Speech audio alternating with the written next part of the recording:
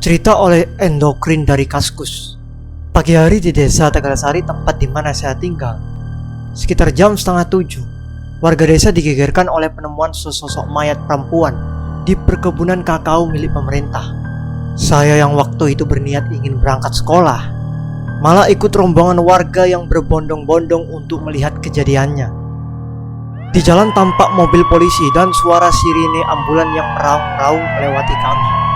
Benar saja, ketika sampai di sana, mayat seorang perempuan yang menggunakan daster motif kembang-kembang tergantung dengan leher terikat seutas tali plastik di salah satu pohon rambutan, persis di depan pintu masuk menuju perkebunan. Untuk pertama kalinya, saya melihat adegan tersebut membuat saya merinding dan memalingkan muka. Untunglah, saya tidak sempat melihat wajah mayat perempuan itu, karena saya melihatnya dari arah samping, di mana wajahnya tertutup rambut yang tebal dan panjang. Siapa? Astagfirullah, itu si Ratmi. Ucap salah satu warga menjawab riuhnya pertanyaan warga yang datang. Ternyata mayat itu Teh Ratmi. Rumahnya masih satu RT sama saya. Ketika pulang ngaji, saya selalu lewat depan rumahnya. Pak, kasihan, ini diturunkan saja, kata salah satu warga. Tapi rupanya warga yang ingin menurunkan mayat Teh Ratmi dilarang oleh Pak Polisi. Entah apa alasannya, saya belum terlalu mengerti. Hanya terlihat beberapa orang berjaket kulit tampak sibuk.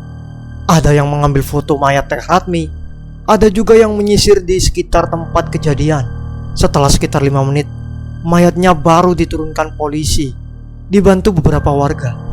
Begitu mayat diletakkan di atas tanah, dari jauh terdengar suara raungan seorang laki-laki dan perempuan. Rupanya itu Bang Ratmo, suaminya, dan Nenek Isur, mertuanya. Mereka berdua berlari menyibak kerumunan, kemudian memeluk tubuh Teh Ratmi yang sudah membiru dan terbujur kaku. Suasana ngeri sekaligus haru langsung menyelimuti. Sempat terjadi perdebatan ketika mayat Teh Ratmi hendak dimasukkan ke kantong mayat oleh polisi. Bang Ratmo menolak mayat istrinya dibawa ke rumah sakit untuk diotopsi. Beberapa orang yang dianggap tetua di desa kami juga ikut membela Bang Ratmo. Otopsi atau memperlakukan tubuh orang mati dengan menyayatnya hanya akan menyakiti arwahnya di alam sana. Begitulah kepercayaan warga desa kami. Bukankah dalam agama pun otopsi itu sebenarnya tidak diperbolehkan? Lagian otopsi akan membutuhkan banyak biaya. Bang Ratmo tentu saja tidak punya uang untuk membayarnya. Setelah berunding dan kedua belah pihak sepakat, akhirnya mayat Teh Ratmi polisi serahkan sepenuhnya kepada pihak keluarga tanpa melewati proses. Dengan dugaan murni bunuh diri, tubuhnya dibungkus oleh beberapa kain samping. Selembar kain bermotif batik berukuran panjang. Dibantu 2 warga, mayat itu kemudian dibawa pulang untuk dimakamkan. Kerumunan warga masih belum sepi, malah datang tambah banyak.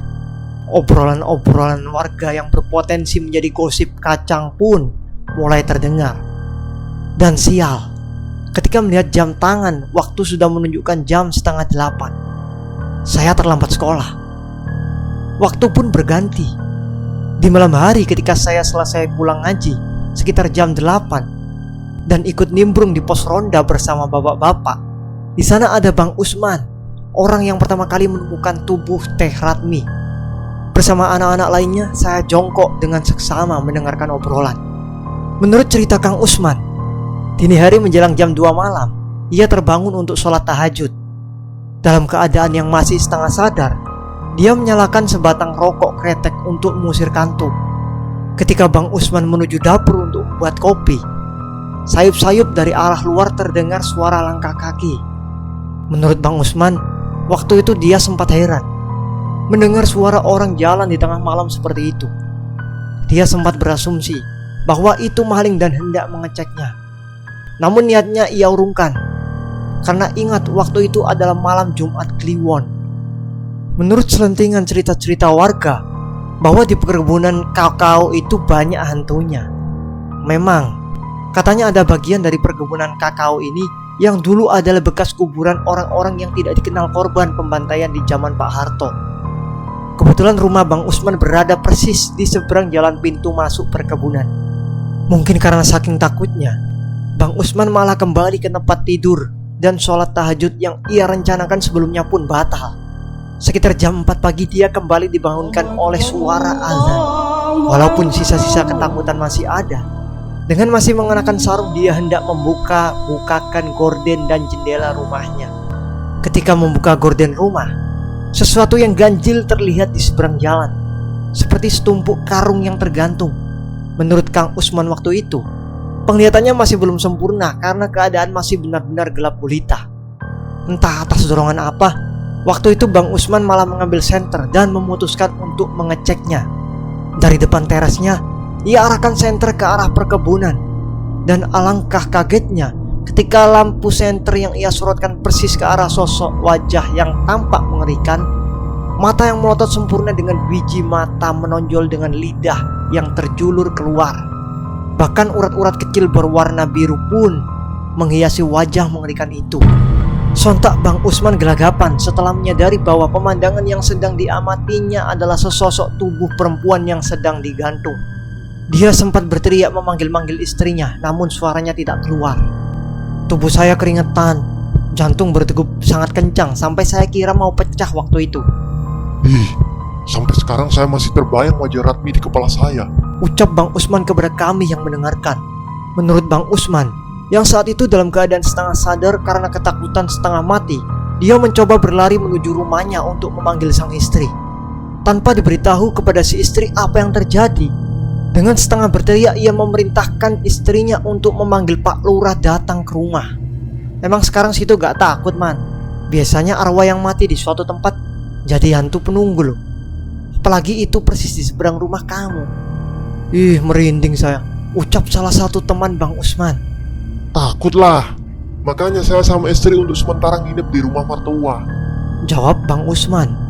Begitulah obrolan di gardu pos ronda, hingga akhirnya kami semua bubar setelah mendengarkan Kang Usman. Tentunya dengan wajah-wajah yang pucat setelah mendengar cerita seram tadi. Mungkin semua orang yang mendengar cerita Kang Usman malam ini akan bermimpi buruk. Singkat cerita, sesampainya di rumah, ibu dan bapak masih menceritakan perihal Teh Ratmi. Sungguh saya dibuat gelisah, antara takut mendengarkan dan penasaran. Akhirnya saya ikut nimbrung juga bersama mereka. Mau tak mau, pengantar tidur malam ini akan sangat menyeramkan. Kata bapak yang ikut datang melayat ke rumah Teh Ratmi, mayat yang ditemukan pagi hari tidak langsung dikuburkan, karena harus menunggu keluarga Teh Ratmi datang. Ibu Teh Ratmi ada di luar kota, dan celakanya keluarga Teh Ratmi termasuk ibunya baru dikabari setelah tengah hari. Warga termasuk kepala desa tak bisa mengambil keputusan, karena dari suara telepon terdengar suara isak tangis ibu Teh Ratmi yang memohon untuk tidak dikebumikan dulu sebelum ia datang. Katanya ia ingin melihat wajah anaknya itu untuk yang terakhir kalinya. Menjelang sore, ibu Teh Ratmi belum juga datang. Padahal langit di desa Tegal Sari sudah mulai gelap tertutup awan. Tanda-tanda hujan sudah mulai terlihat. Gerimis-gerimis kecil dari tadi turun kemudian berhenti. Terus seperti itu. Sebenarnya semua warga merasa kasihan pada jasad Ratmi. Tapi lebih kasihan lagi kalau seandainya ibunya itu tidak bisa melihat wajah anaknya untuk yang terakhir kalinya. Begitu ucap bapak. Sekitar jam 5:30 sore, di mana gerimis mulai membesar, rombongan keluarga Teh Ratmi baru datang. Kemudian suara isak tangis pun kembali terdengar riuh di antara suara hujan. Setelah sepakat dengan Bang Ratmo, jasad Teh Ratmi akan dikebumikan setelah sholat maghrib. Hujan masih belum berhenti, tapi tidak mungkin membiarkan jasad Teh Ratmi dikuburkan esok hari. Begitu menurut bapak. Perjalanan menuju pemakaman umum pun cukup jauh, harus melewati sawah dan menyeberangi sungai. Apalagi menurut laporan orang yang tadi siang menggali kubur, katanya liang lahatnya itu kini terendam air. Baru menjelang jam 6:30, hujan mulai reda walaupun tidak sepenuhnya berhenti karena masih gerimis. Akhirnya Bang Ratmo mengusulkan agar istrinya dikuburkan di kebun miliknya saja yang letaknya tidak terlalu jauh, karena katanya air sungai meluap akibat hujan dan sulit untuk diseberangi. Maka malam itu di mana bapak saya juga ikut mengantarkan mayat Teh Ratmi dibawa di atas keranda. dengan diterangi lampu Petromax menuju kebun untuk dikuburkan. Liang lahat pun dipersiapkan secara dadakan, baru digali setelah mayat datang. Menurut bapak, itu proses penguburan terlama yang pernah ia datangi sebelumnya. Akhirnya malam itu penguburan selesai. Kini tubuh Teh Ratmi telah terbenam di bawah tanah. Namun suara tangisan ibunya terus terdengar. Entah menangisi kepergian anaknya atau menangisi nasib anaknya yang harus mati mengenaskan. Setelah kematian Teh Ratmi, mungkin memunculkan banyak pertanyaan di hati para warga. Bagaimana kronologis kematiannya? Dan tentu saja apa alasan dia nekat mengakhiri hidupnya? Selentingan-selentingan pun mulai terdengar terkait kematian Teh Ratmi. Gosip-gosip receh yang berawal dari dugaan-dugaan mulai dibicarakan orang-orang, khususnya ibu-ibu yang sering berkumpul. Namun ada satu gosip yang sangat ramai dan menjadi hangat di kalangan warga. Teh Ratmi diduga stres setelah mengikuti suatu kelompok pengajian di desa sebelah. Begitulah menurut kabar yang beredar. Tapi entah siapa yang pertama kali mengucapkan gosip ini. Katanya pengajian itu dipimpin seorang pria baru yang berasal dari kota, karena tidak ada warga lain yang mengikuti pengajian yang dimaksud kecuali Teh Ratmi.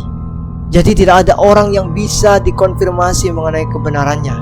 Namun kabar tersebut cukup membuat Pak Lurah di desa Tegal Sari gelisah, sehingga mengeluarkan larangan bagi warganya agar tidak ikut pengajian di desa sebelah. 3 hari setelah kematian Teh Ratmi, kabar-kabar mengenai hantu mulai terdengar. Walaupun kabar tersebut tidak terlalu kencang karena untuk menghormati suaminya, Bang Ratmo. Menurut obrolan yang saya dengar dari ibu dan teman-temannya ketika di rumah, kejadian itu menimpa seorang wanita, Ibu Lastri, yang biasa mengkreditkan barang-barang dagangan. Kebetulan sebelum meninggal Teh Ratmi punya hutang kredit kepadanya. Katanya waktu itu sekitar jam 10 malam, Bu Lastri yang seorang janda sedang menonton TV sendirian karena anaknya yang masih kecil sudah tidur di kamar. Tiba-tiba dari arah kaca terdengar ketukan beberapa kali. Awalnya sangat pelan, sehingga Bu Lastri menganggap itu hanya cicak. Namun ketukan kedua kalinya cukup kencang, sehingga membuat kaca rumahnya bergetar. Karena merasa kaget dan kesal, Bu Lastri mengira itu ulah anak-anak yang iseng. Dia langsung keluar dan membuka pintu. Tapi di luar tak ada seorang pun yang terlihat. Ketika dia berdiri sambil menengok kanan dan kiri, tiba-tiba terdengar suara bisikan yang terbawa angin. Maaf Bu, minggu ini saya nggak bisa bayar. Ucap suara tanpa jasad itu. Sontak tubuh Bu Lastri langsung merasa dingin. Bulu kudunya merinding. Begitu ucap ibu. Dan ketika Bu Lastri memalingkan pandangan ke arah jalan setapak di depan rumahnya, terlihat seorang perempuan mengenakan daster motif kembang-kembang sedang berjalan menjauhinya, menuju kegelapan lalu hilang entah kemana. Kabar juga terdengar dari bapak-bapak yang selalu melakukan ronda. Beberapa orang yang pernah mengalaminya saat kebagian ronda keliling mengatakan ketika melewati samping kebun Bang Ratmo, tempat di mana kuburan Teh Ratmi berada, seringkali terdengar suara tangisan seorang perempuan. Dan yang lebih aneh lagi, suara tangisan itu terdengar dari dalam tanah. Pernah menceritakan kronologinya. Waktu itu bapak dan beberapa temannya sedang berkeliling sambil menabuh kentongan. Ketika melewati samping kebun Bang Ratmo, terdengar suara tangisan wanita yang lirih, seperti suara tangisan yang sedang kesakitan. Astagfirullah, kamu dengar gak? Ucap teman bapak. Untuk sesaat, rombongan yang terdiri dari 5 orang ini diam, dan dengan seksama mendengar suara tangisan wanita yang dimaksud. Itu kok terdengar seperti suara si Ratmi ya? Suaranya dari dalam tanah lagi. Bisik salah seorang peserta ronda. Suara tangisan yang awalnya pelan, makin lama kok makin jelas terdengar, kata bapak. 5 orang ini saling berpandangan dengan wajah pucat. Suara tangisan semakin keras lagi, seperti orang yang menangis itu berada di samping telinga. Dan tidak begitu lama, terlihat asap yang keluar dari arah kebun Bang Ratmo. Karena panik, orang-orang ini lari berlingsatan tanpa tujuan. Keesokan paginya, kelima petugas ronda semalam yang dipimpin bapak datang ke balai desa untuk mengajukan keluhan kepada Pak Lurah. Karena sejak kejadian itu, tidak ada lagi warga yang mau ikut ronda. Bukan cuma yang ronda aja Pak yang digangguin. Katanya beberapa warga juga mengalaminya.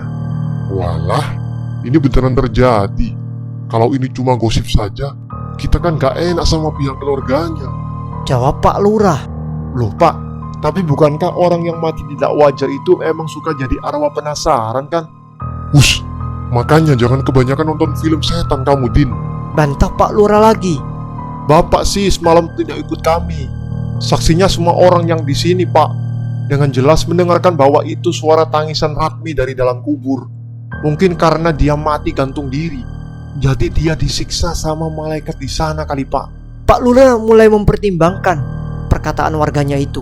Karena baginya tidak mungkin kelima orang ini iseng dan berbohong. Apalagi bapak saya yang umurnya mungkin sudah dianggap tua untuk melakukan hal-hal iseng seperti berbohong. Tapi wajah Pak Lurah tampak sangat bingung bagaimana menyelesaikan permasalahan ini. Jadi malam nanti tidak ada orang yang mau ikut ronda. Semua orang mengangguk menjawab pertanyaan Pak Lurah. Bagaimana kalau kita undang orang pintar aja, Pak? Usul salah satu warga. Insinyur maksudmu? Bukan. Maksudnya orang yang pintar dalam hal-hal gaib begini. Mau ustadz apa itu dukun gitu, Pak Lurah?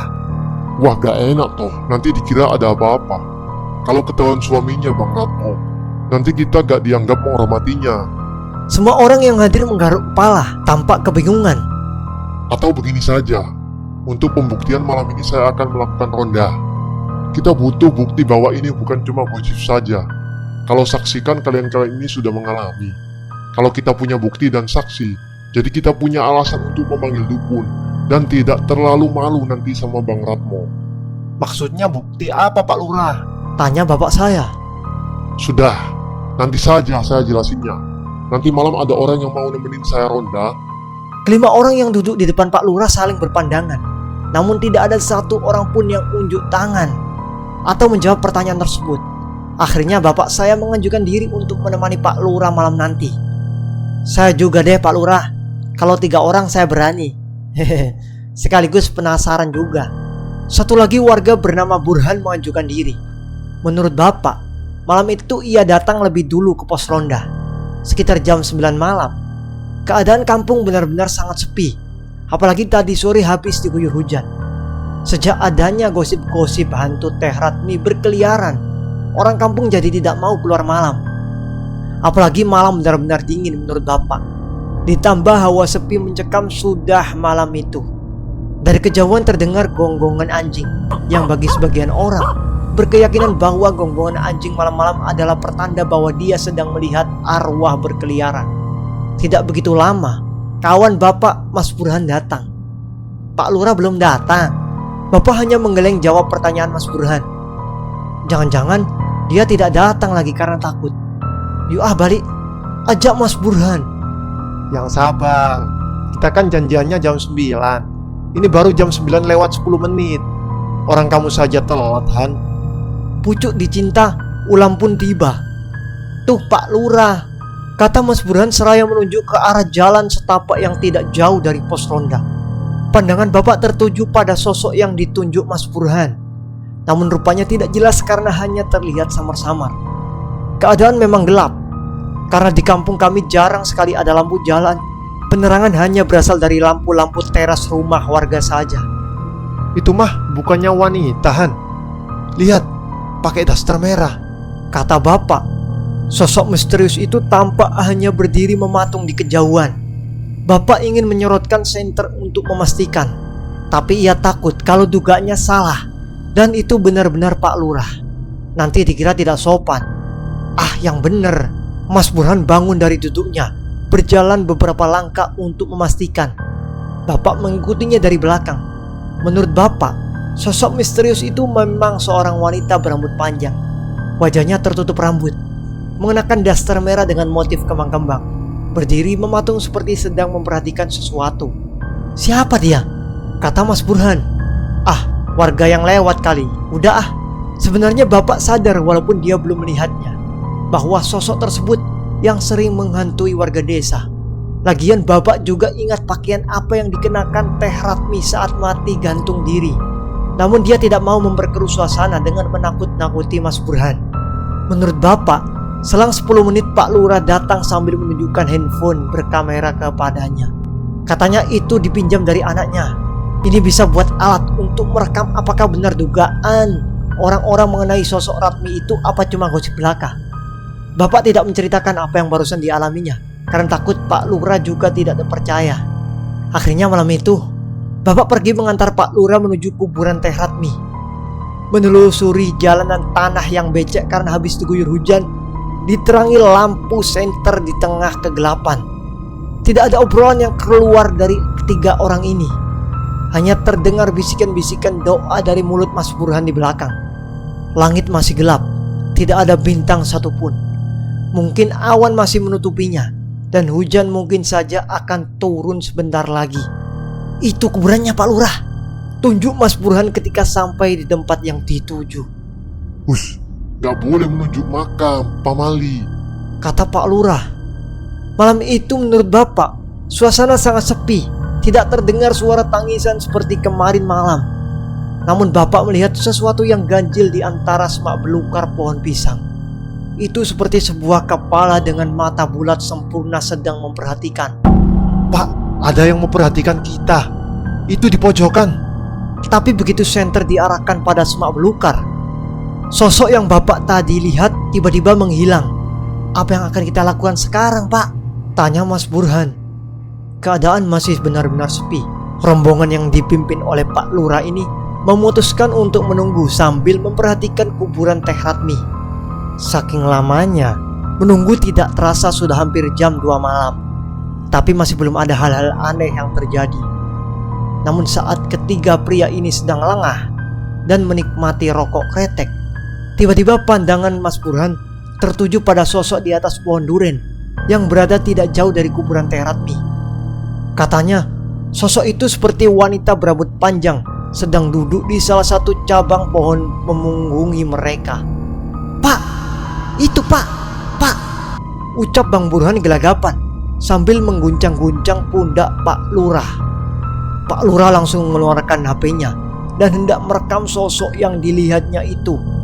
Namun belum juga dia menekan tombol record, terdengar suara tangisan dari dalam tanah. Namun yang lebih mengerikan menurut Bapak, kali ini suara tanpa jasad itu bukan cuma menangis, tapi juga berbicara. Tolong saya, tolong saya, tolong saya. Mas Burhan yang ketakutan setengah mati mendengar itu memutuskan lari meninggalkan Bapak, saya, dan Pak Lurah. Keadaan semakin mencekam ketika sosok wanita yang berada di dahan pohon duren tadi kini melayang pergi menjauh ke arah barat. Pak Lurah yang belum sempat merekam karena dibuat terpaku dengan peristiwa yang baru pertama kali dialaminya, memutuskan untuk mengajak Bapak pulang. Singkat cerita, sore hari sekitar jam 4 di warung kopi milik Mbak Susi, tempat di mana biasanya bapak-bapak ngobrol menikmati waktu istirahat. Rupanya cerita Burhan yang melihat sosok Ratmi di pohon duren telah menyebar. Suasana desa semakin mencekam saja. Hampir tiap malam teror itu terjadi.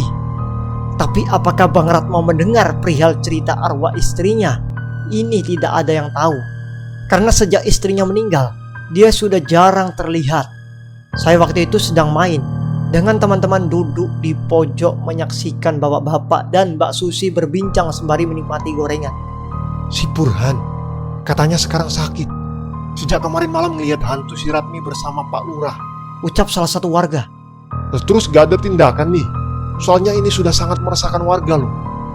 Saya belum pernah melihat sih. Tapi kalau banyak orang yang mengalami kayaknya emang harus segera ditindak, usul Mbak Susi. Biasanya orang yang mati gak wajar emang suka jadi arwah penasaran sampai 40 hari. Soalnya kan arwahnya itu masih ada di dunia, belum dijemput malaikat ke alam baka, Mbak. Lagian, kenapa si Ratmi harus bunuh diri segala sih? Si Ratmo kan orangnya baik. Dia juga kan punya penghasilan tetap sebagai pegawai di kebun kakao. Mertuanya juga nenek Isur, orang yang ramah, tidak pernah saya mendengar mereka bermasalah tuh, kata Mbak Susi. Katanya sih Mbak, si Ratmi jadi stres gara-gara ikutan pengajian di kampung sebelah. Sekarang kan di TV-TV lagi musim tuh aliran-aliran sesat gitu.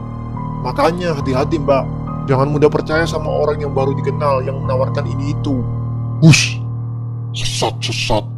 Kamu nggak boleh gitu, Gus. Memang kamu anggota MUI, main keluarin fatwa sesat. Itu kan baru cuma sekedar gosip, belum ada kebenarannya. Nanti jatuhnya kamu fitnah loh. Dosa, gak baik itu. Begitu ucap salah satu warga. Ketika sedang asik menikmati obrolan, tiba-tiba terlihat orang berbondong-bondong dengan wajah-wajah yang penuh penasaran. Mbak Susi keluar dan bertanya kepada salah satu orang. Itu katanya si Dewi yang hilang semalaman ditemukan di kebun kakao, Mbak. Ini pada mau ke sana karena penasaran, jawab salah satu warga. Saya baru tahu perihal masalah ini. Teh Dewi ini seorang biduan dangdut di desa kami. Entah apa yang terjadi. Saya yang juga penasaran langsung ikut rombongan untuk mencari tahu. Namun sayang, ketika datang ke kebun kakao ternyata Teh Dewi sudah dibawa pulang. Sore hari ketika saya ikut ibu untuk menjenguk Teh Dewi, barulah saya tahu kebenaran ceritanya. Katanya malam itu Teh Dewi baru pulang manggung. Karena jaraknya tidak terlalu jauh dari kampung, maka yang biasanya dia pulang diantarin pakai mobil sama bosnya, hari itu dia memutuskan untuk naik ojek saja. Selesai manggung sekitar jam 2 malam, Teh Dewi langsung memutuskan untuk pulang. Ketika di jalan katanya keadaan benar-benar sepi, karena itu sudah hampir dini hari. Semilir angin malam tiba-tiba membuat bulu kudunya merinding. Perasaan takut tiba-tiba menyeruak dalam dirinya. Layaknya seperti orang ketakutan yang sedang di jalan, Teh Dewi selalu memperhatikan ke belakang. Dia selalu merasa bahwa dirinya sedang diikuti. Karena waktu itu motor berjalan sangat pelan. Jadi dia bisa memperhatikan jalan dengan seksama. Entah kenapa, Teh Dewi merasa bahwa dirinya sedang diperhatikan. Awalnya, bayangan-bayangan misterius mulai Teh Dewi lihat di samping jalan. Dia mencoba meyakinkan diri bahwa itu cuma halusinasi dari ketakutannya saja. Dia mencoba menutup mata.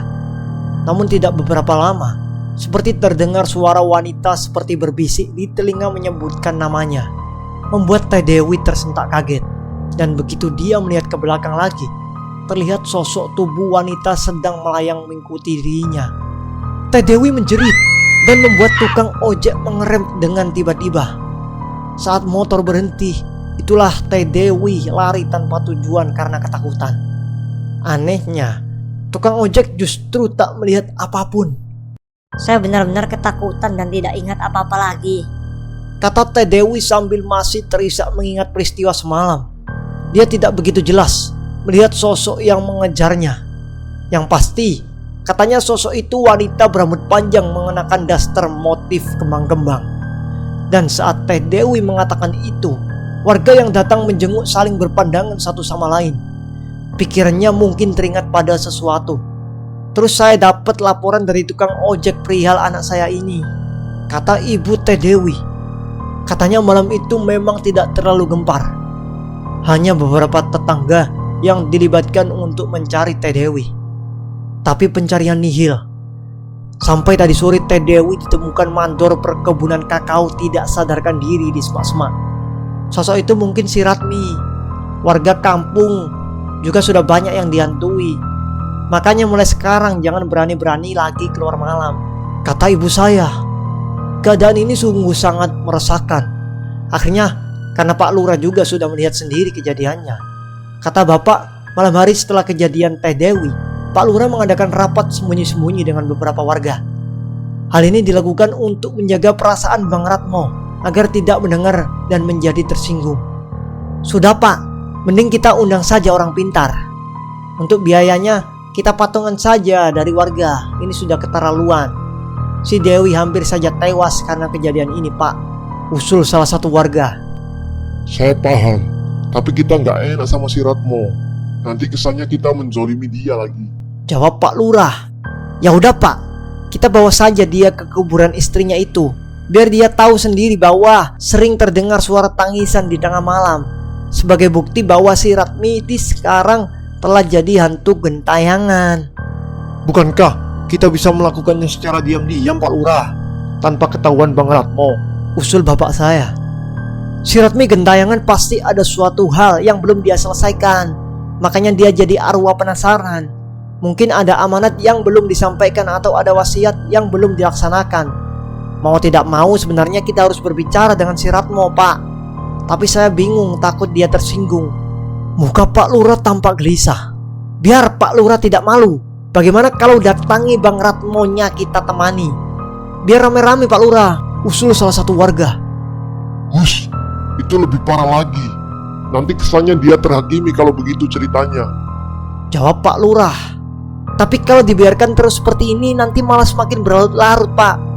Begini sajalah Pak, biar saya yang temani Bapak untuk ketemu Bang Ratmo. Kita berdua saja, bagaimana? Akhirnya usulan bapak saya itu menjadi solusi terbaik yang diterima Pak Lurah. Mungkin karena terus didesak terus-menerus oleh warganya, akhirnya dia memberanikan diri dan siap menerima segala resiko kalau saja nanti diamuk sama Bang Ratmo. Tapi sekarang Bang Ratmo sudah jarang terlihat. Semenjak istrinya meninggal, dia jadi sering mengurung diri di rumah. Di warung Mbak Susi, tempat biasa dia ngopi, juga jarang terlihat lagi. Apa bapak mau samperin dia pas lagi kerja aja? Tanya salah satu warga. Biar nanti saya datang ke rumahnya saja. Jawab Pak Lurah. 2 hari setelah rapat di balai desa, hari itu bapak memutuskan untuk menemani Pak Lurah ketemu Bang Ratmo. Sepulang dari sana, bapak menceritakan kejadiannya kepada ibu di rumah. Dan dengan sembunyi-sembunyi, saya mendengarkannya. Kedatangan bapak dan Pak Lurah disambut oleh Nenek Isur. Lalu mereka dipersilakan masuk dan disuguhi segelas air putih. Nenek Isur memang terkenal ramah di desa kami. Walaupun sudah tua, dia orang yang cekatan. Kalau kerja bakti, tak pernah absen. Dia juga nampaknya sayang sekali sama Bang Ratmo, karena mungkin anak satu-satunya. Setelah duduk dan ngobrol dengan Nenek Isur, datanglah Bang Ratmo yang baru selesai mandi karena baru pulang kerja dari kebun kakao. Kata bapak, gurat-gurat kesedihan dan kantong mata yang besar pertanda bahwa Bang Ratmo masih berduka. Ada apa ya Pak Lurah? Tanya Bang Ratmo setelah ia duduk di kursi menghadap kami. Pak Lurah menarik nafas panjang sebelum berbicara. Sementara bapak diam-diam matanya berwisata menjelajahi isi ruangan. Di dinding terlihat foto berukuran 4R. Seorang perempuan dengan wajah tirus dan dagu yang lancip, dengan mata belau dan hidung mancung terlihat sedang tersenyum. Lama-lama memperhatikan foto Teh Ratmi membuat bapak merinding, katanya. Jadi begini Bang Ratmo, saya ingin berterus terang saja. Mungkin sampean sudah mendengar selentingan kabar dari sana sini. Mendengar ucapan Pak Lurah, Nenek Isur langsung pamit untuk pergi ke dapur. Kabar apa Pak Lurah? Mengenai istri sampean. Bang Ratmo langsung diam sejenak. Matanya seperti sedang menerawang. Mungkin selama ini sebenarnya dia sudah banyak mendengar mengenai istrinya, tapi sedang berpura-pura tuli. Saya minta maaf kalau saya terlalu berterus terang. Tapi mau bagaimana lagi? Ini sudah sangat meresahkan. Lanjut Pak Lurah. Saya tidak tahu apakah kabar-kabar di luar itu benar adanya, Pak. Kalau saja benar, semoga Ratmi mau menemui saya. Sekalipun dia sudah menjadi arwah, Pak. Sangga Bang Ratmo. Saya mengerti, tapi tentunya kejadian ini sudah sangat meresahkan warga. Kita ingin keadaan kembali kondusif. Walaupun begitu sebenarnya saya tidak punya hak untuk ikut campur urusan pribadi sampean. Tapi ini karena sudah menyangkut ketenangan banyak orang, mau tak mau saya harus ikut andil di dalamnya. Jadi maksud Pak Lurah? Tanya Bang Ratmo. Maafkan saya sebelumnya. Beberapa hari yang lalu saya mengecek mengenai gosip-gosip orang-orang tentang Ratmi sebagai pembuktian. Dan ternyata memang begitu adanya. Saya sebagai kepala desa di Tegalasari ini ingin kembali warganya hidup tentram kembali seperti sedia kala. Jawab Pak Lurah. Saya memang sudah mendengar kabar hantu istri saya, Pak. Tapi saya tidak mengerti ucapan Bapak yang berbelit-belit itu. Saya tidak akan marah. Berterus terang saja, jangan sungkan-sungkan, Pak. Jawab Bang Ratmo memotong pembicaraan. Begini, menurut pengetahuan saya, jika seorang mati dan arwahnya berkentayangan, berarti masih ada urusan dunia yang belum ia selesaikan. Itu hanya pengetahuan saya saja sebagai awam, karena saya bukan ahlinya dalam dunia spiritual dan gaib macam ini. Jadi siapa tahu ada suatu hal yang mengganjal atau amanat almarhum yang belum dilaksanakan, Pak. Siang hari sebelum Ratmi meninggal, dia bersikap seperti biasanya Pak Lurah. Pagi hari dia membuat makanan untuk bekal saya kerja. Begitupun sore hari. Kami di sini duduk bertiga dan masih bercanda. Saya tidak tahu kalau dia itu punya beban, karena tahu dia tak pernah cerita sama saya selama ini. Mata Bang Ratmo tiba-tiba sayu saat mengenang kembali almarhum istrinya. Tapi apakah ada tanda-tanda aneh? Maaf sebelumnya, ini soal kabar orang-orang mengenai perkumpulan pengajian itu. Lanjut Pak Lurah. Saya tidak terlalu memantau aktivitasnya selama ini Pak. Tapi bila Ratmi mengikuti pengajian di desa sebelah memang benar. Saya kira dia ikut bergabung dengan ibu-ibu di kampung ini. Tapi ternyata dia pergi ke sananya itu sendirian. Saya tidak masalah mengenai hal itu, karena selama ini tidak mengganggu kesehariannya. Jawab Pak Ratmo. Tapi kalau yang aneh, saya tidak tahu apakah ini terdengar aneh atau tidak bagi Pak Lurah. Semenjak istri saya bergabung dengan pengajian di desa sebelah, dia jadi sering berbicara mengenai akhirat, kematian dan kehidupan Pak. Lanjut Bang Ratmo. Terus. Pak Lurah tampak antusias. Suatu malam, dia pernah bercerita kepada saya betapa sangat dia merindukan surga. Dia sudah terlalu lelah hidup di dunia ini. Tapi bukan berarti dia tidak bahagia hidup dengan saya Pak. Ada hal-hal besar yang tidak bisa ia jangkau, yang membuat hatinya terus gelisah. Setiap hari dia harus melihat ketimpangan sosial yang terjadi. Yang melarat hidupnya semakin melarat, yang kaya hidupnya makin sejahtera. Dia ingin sekali membantu, tapi apa daya katanya. Kami juga dari golongan kelas bawah, yang bila dipakai membantu orang-orang yang susah, yang ada malah kita juga ikut susah Pak. Waktu itu saya menganggap Ratmi hanya ngelantur saja sih. Nggak seperti biasanya dia berbicara seperti itu. Mungkin saya pikir itu karena kecapean. Tapi setelah saya biarkan, bicaranya semakin dalam ke hal-hal lain. Saya masih lupa-lupa ingat, karena waktu itu saya mendengarnya dalam keadaan setengah mengantuk. Lanjut Bang Ratmo. Ketika Bang Ratmo selesai berbicara, wajah Pak Lurah nampak merah. Mungkin dia sedikit tersindir. Memang, keadaan di kampung kami belum sepenuhnya sejahtera. Masih banyak orang-orang yang hidup di bawah garis kemiskinan. Sawah-sawah hanya dikuasai oleh beberapa orang kaya saja. Kebanyakan dari warga bekerja sebagai buruh musiman. Kalau yang beruntung, mungkin bisa bekerja di perkebunan kakao milik pemerintah dengan gaji tetap setiap bulan. Bapak saya juga hanya seorang buruh tani. Tapi untunglah, kami memiliki beberapa petak sawah sebagai jaminan agar kami tidak kelaparan. Tentunya kita tidak bisa menyalahkan Pak Lurah, karena dia juga hidup pas-pasan. Menyalahkan pemerintah. Kami juga tidak tahu apa yang dimaksud dengan pemerintah. Bahkan banyak para warga desa yang tidak tahu nama bupati yang memimpin mereka. Warga desa banyak yang berdamai dengan nasibnya dan menganggap ini hanya ujian dari Tuhan. Jadi tidak ada amanat atau pesan apapun yang ditinggalkan. Pak Lurah mulai berbicara lagi. Nggak ada Pak, saya sudah pasrah. Apapun yang akan dilakukan Pak Lurah untuk mengatasi hal ini, jangan takut lagi saya tersinggung atau bagaimana Pak. Saya juga ingin istri saya arwahnya kembali tenang di alam sana. Jawab Bang Ratmo. Pertemuan sore itu berbuah nihil kata Bapak, kecuali sindiran keras buat Pak Lurah. Tapi setidaknya sekarang kita sudah mendapatkan izin dari Bang Ratmo bila ingin memanggil orang pintar untuk menyelesaikan masalah ini. Si Ratmi memang sudah stres kayaknya. Dia sudah kedoktrin dengan petua-petua guru ngajinya.